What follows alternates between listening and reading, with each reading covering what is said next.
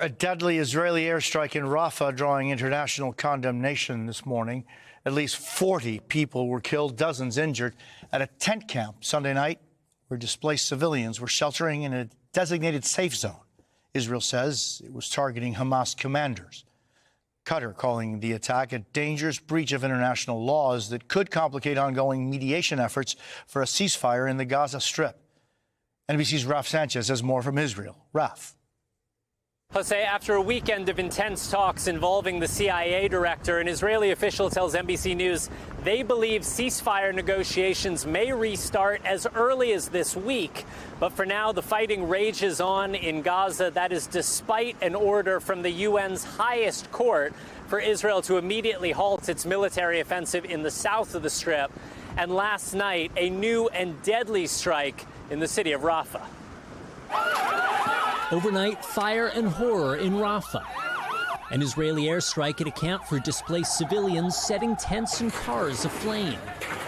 Fire crews in Hamas-run Gaza say at least 40 people were killed, many of them women and children. One of the deadliest bombings in Rafah of the entire war. The Red Crescent says it happened in a designated safe zone. But Israel says the strike killed 2 senior Hamas commanders responsible for attacks in the occupied West Bank, adding it is aware of reports indicating that as a result of the strike and fire that was ignited, several civilians in the area were harmed. The incident is under review. Sitting is open. The UN's highest court has ordered Israel to halt the Rafah offensive, but has no power to enforce the ruling. And Israel giving no sign it will comply, saying hostages are being held in Rafah. We will not stop fighting for their freedom. On Sunday, Hamas fired rockets towards central Israel for the first time in 4 months. With sirens blaring in Tel Aviv, the IDF says the rockets came from Rafah. Meanwhile, further up the coast, new questions about the safety of U.S. service personnel after 4 small army boats broke their moorings in heavy seas, washing up in Israel and Gaza. The ships were delivering aid through an American-built temporary pier. U.S. Central Command saying no injuries have been reported and the pier remains fully functional. But 3 U.S. personnel did suffer non-combat injuries last week, the Pentagon says. 1 seriously wounded. Jose, you may be able to hear the wind just howling here in southern Israel. That's what caused those small boats to bust out of their mooring. And if you look behind me, you can actually see this is one of the military vessels that got beached here in Israel. There's 2 more about 20 miles down the coast in Gaza. And way off in the distance, a larger military ship that's involved in the recovery effort here. Now, U.S. Central Command was able to get one of these boats off the beach here earlier, and they're hoping to get this one free sometime today. Jose? Raf Sanchez, thank you so very much. I want to bring in Executive Director at the McCain Institute and former Deputy Assistant Secretary at the Department of Defense, Evelyn Farkas. Evelyn, it's always a pleasure to see you. I thank you for being with us this morning. This area in Rafah was at one point designated as a safe zone. What do you see when you see this? I mean, they're saying more than 40 people lost their lives here? Yeah, I mean, Jose, what I see is that the strategy that the Israelis are using to get at the Hamas fighters, and they have to, of course, decimate the Hamas fighters so they can't regroup and be a threat to Israel. But the means that they're using are causing such civilian loss of life, and obviously, as you're showing on the screen, loss of property, loss of safe refuge, and of course, exacerbating the humanitarian situation all around. So really, we need urgently that diplomacy that you mentioned at the top of the segment to prevail, at least to get a ceasefire, to get the hostages out, to get aid into the people.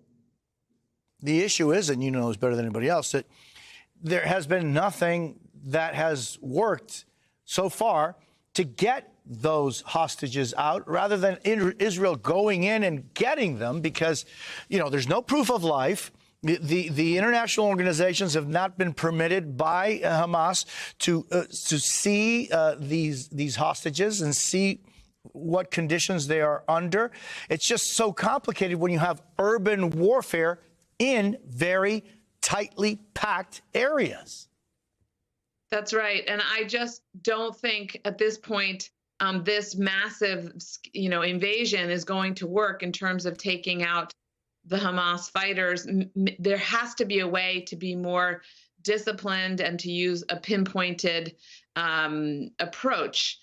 Ultimately, they're not going to be able to take out every last fighter. Diplomacy and will have to prevail. One of the things I think, Jose, that we aren't seeing, I think, is enough pressure being placed on Hamas and on the Gulf states through public opinion. A lot of pressure is rightfully being placed on Israel right now because of the humanitarian situation, but there ought to be more pressure placed also on Qatar and on Egypt and, of course, on those Hamas terrorists. So the UN on Friday ordered Israel to halt its Rafah operations. The U.S. has remained silent on that issue. What do you make of that?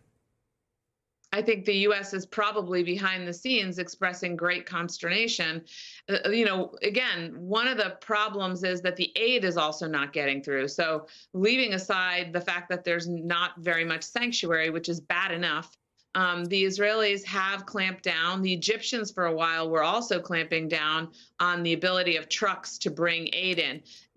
As Raf just explained, this maritime approach with the U.S. pier, it's, I think $300+ million.